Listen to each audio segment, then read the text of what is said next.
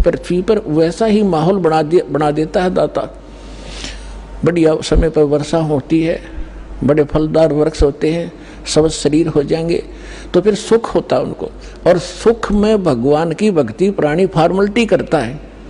और दुखी प्राणी जब हो जाता है तब उसका दुख संकट निवारण हो जाता है। फिर उसको बताया जाता है यदि आपने फिर से भक्ति छोड़ दी तो वो कष्ट फिर आ जाएगा, तो कभी नहीं छोड़ेगा, आजीवन भक्ति करेगा और वो सफल हो जाएगा। और सतयुग त्रेता द्वापर में ये जीव घना दुखी नहीं होता, शरीर मजबूत होता है, लंबी आयु होती है, खूब ठीक सा इसका जो है बना रहता है व्यवहार। तो उस मालिक को मालूम था कि ये भक्ति नहीं करेंगे, क्योंकि सभी भक्ति करते थे लेकिन शास्त्र विरुद्ध करते रहे। और जिस कारण से वो सोच रहे थे जो साधना हम कर रहे हैं इसी से हमें लाभ हो रहा है, और हो रहा था, वो पिछली बैटरी चार्ज से वो प्रयोग कर रहे थे, अपनी पिछली मलाई खा रहे थे। तो इस प्रकार परमात्मा को पता था, तब उसने कहा था ठीक है, चौथे युग में कलयुग में मैं अपना ज्ञान प्रचार करूंगा। तो काल ने कहा था कि देखो जी, जबरदस्ती ना करना, बलपूर्वक मत ले जाना, आपके ज्ञान को कोई माने समझे स्वीकार करे और आपकी भक्ति करे तो वो आपके हों, और जो मेरे ज्ञान को जो मैं नकली अपने दूत भेजूंगा अपना ज्ञान प्रचार करने के लिए, उनका ज्ञान जो स्वीकार करे तो वो मेरे ही रहे, आप उनको बलपूर्वक न ले जाना। परमात्मा बोला बिल्कुल सही है, जब मेरा ज्ञान ही स्वीकार कोई नहीं करेगा तो खाक जाएगा मेरे लोक में, वो तो वही जाएगा जो मेरा ज्ञान स्वीकार करेगा, मेरी भक्ति ग्रहण करेगा, तब वो जाएगा। तो काल ने जब परमात्मा ने स्वीकृति दे दी तब काल ने कहा था कि बेशक अब परमात्मा आए थे जोग जीत नाम से कि जाओ जोग जीत संसारा, जीव न माने कहा तुम्हारा, जीव तुम्हारा कहा न माने, हमरी ओढ़ हो बाद बखाने। फिर कहा था द्वादश पंथ करूं मैं साजा, नाम तुम्हारा ले करूं आवाजा, द्वादश पंथ नाम जो ले ही हमरे मुख में आन समोई, और अनेक पंथ चलाऊं या विद जीवों को भरमाऊं, देवल देव और पितृ धाम पुजवाऊं, और जब ऐसे नकली जब तब सबके मन लाऊं, और जाओ जोग जीत संसारा, जीव न माने कहा तुम्हारा, जीव तुम्हारा कहा ना माने, हमरी ओढ़ हो बाद बखाने।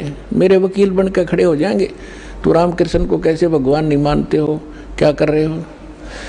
तो परमात्मा ने कहा था कि अब मेरी भी सुन ले दो बात।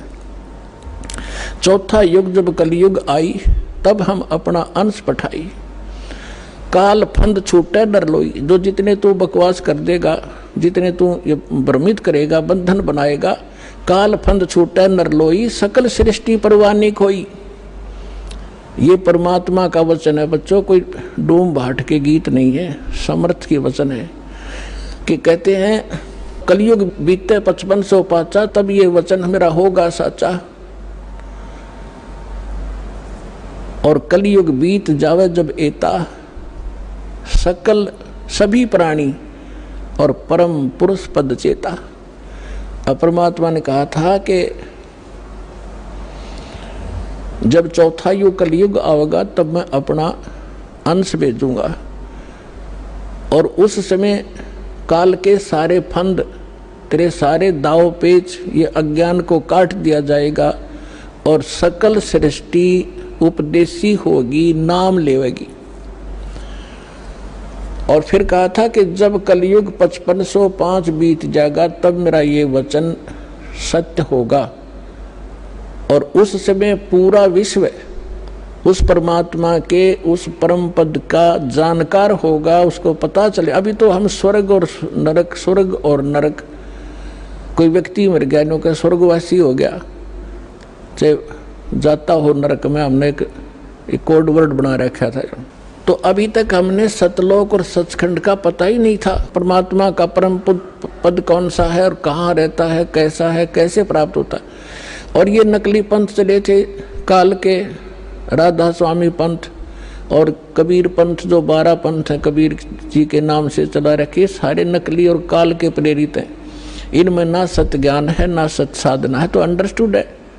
जानना ज्ञान सत्य है, ना वहाँ नाम साधना सत्य है, तो क्या है वो, वो तो खोखा है, नकली है, डुप्लीकेट सारे। तो अब परमात्मा ने कहा कि पूरा विश्व इस ज्ञान से परिचित होगा और पूरा विश्व नाम लेगा। अब प्रसंग चल रहा था कि 2 प्रकार से मानव शरीर प्राप्त होते हैं। एक तो टर्न वाइज होता है कि नरक स्वर्ग भोग के, उसके बाद फिर 84 लाख प्रकार के प्राणियों के शरीरों में कष्ट उठा के उसको एक मानव शरीर मिलता ही मिलता है।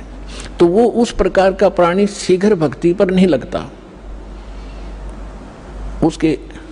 उसके अंदर एक ऐसा गुण होता है, अवगुण होता है, वो बहुत ही देर से बहुत समय लगेगा उसमें, लेकिन मालिक की दया, जो दास ने कल उदाहरण दिया था उस तरीके से उसके ऊपर असर होता है। वो भी तरीका मालिक उन बच्चों के लिए भी अपनाएगा अब।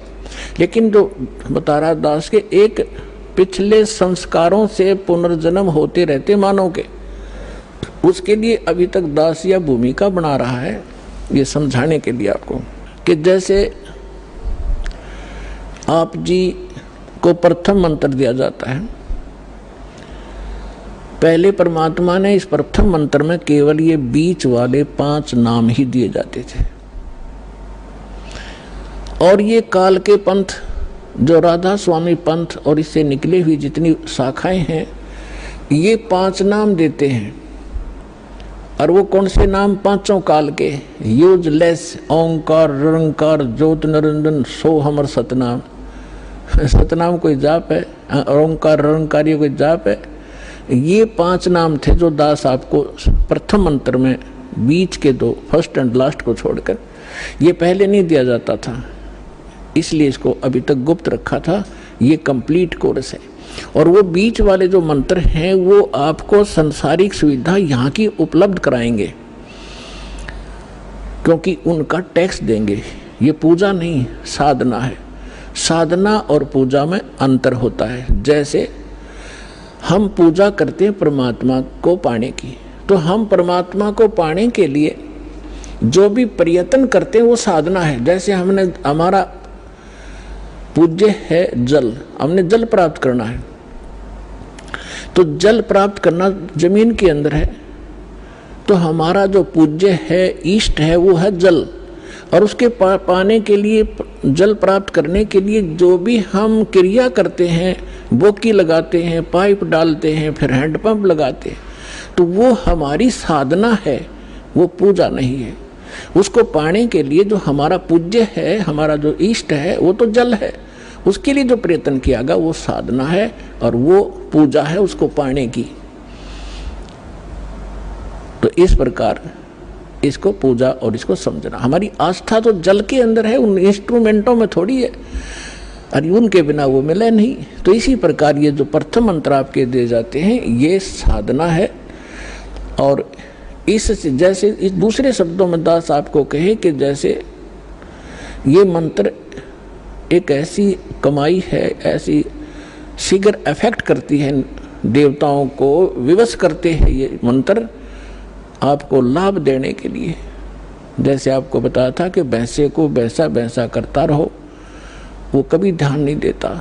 आप वैसे गुण गाए जाओ, जय गणेश देवा, माता थारी पार्वती, पिता माँ देवा, हम घोट रखे थे हमने, ये कभी नहीं सुनेंगे। और इनका एक मंत्र दे रखा है आपको, उसका जाप करो, तुरंत अटैक होगा उनके ऊपर जाके और सतर्क होंगे। क्या हो गया बच्चे को, क्या डिमांड है इसकी, देखो इसका अकाउंट कितना हमारे इसमें, उस तुरंत उसका राहत दी जाएगी। तो जो पैसे ने भैंसा भैंसा करो कति नहीं सुने, अरे एक बार कर दो हुर्र, वो तुरंत देखेगा नू और अट्रैक्ट होगा, दौड़ने की चेष्टा करेगा उस आवाज़ की ओर। तो परमात्मा ने ये मंत्र हमें दिए थे, लेकिन बीच में काल के दूता ने इस कबीर पंथ का जहाँ स्टार्ट हुआ था दामा खेड़ा वालों से, तो 5वीं पीढ़ी तक ये 5 मंत्र चले थे। उसके बाद 6ठी पीढ़ी में दामा खेड़ा वालों के जो महंत था वो एक टकसारी नाम का इसी कबीर पंथ की ब्रांच बन गई थी नकली। उसने भ्रमित कर दिया कि तुम बात करते हो सतलोक की और सचखंड और सतपुरुष की, और पूजा कर रहे हो तुम देवी देवताओं की, ये कहे कि भक्ति है तुम्हारी। तो भ्रमित हो गया, उसको ज्ञान नहीं था, छठा पीढ़ी वाला था। उसके बाद फिर उन्होंने एक शब्द सेलेक्ट कर लिया जो कबीर सागर में लिखा है, अजर नाम अमीर नाम पाताले सब सिंधु नाम यही हंस का काम। ये कोई मंत्र है? ये तो एक श्लोक शब्द है। तो इन मंत्रों से इन आपकी पूजा नहीं है। पूजा हमारा कबीर देव पूज्य है, उसको प्राप्त करना, सतलोक हमारा प्राप्त करना उद्देश्य है। और ये साधनाएं हैं, ये इंस्ट्रूमेंट हैं, ये प्रयोग करने ही करने पड़ेंगे।